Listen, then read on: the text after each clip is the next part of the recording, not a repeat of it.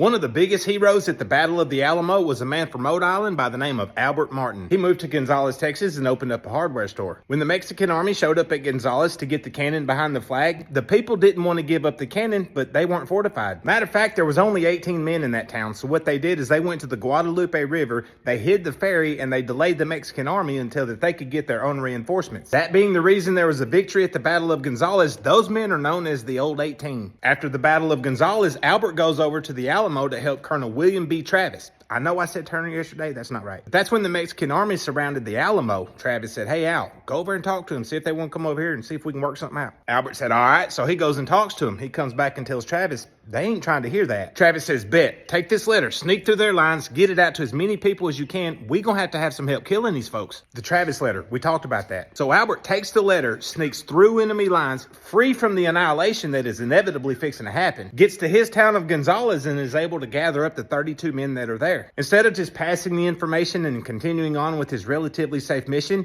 he passes the letter off onto another guy and says, "Go."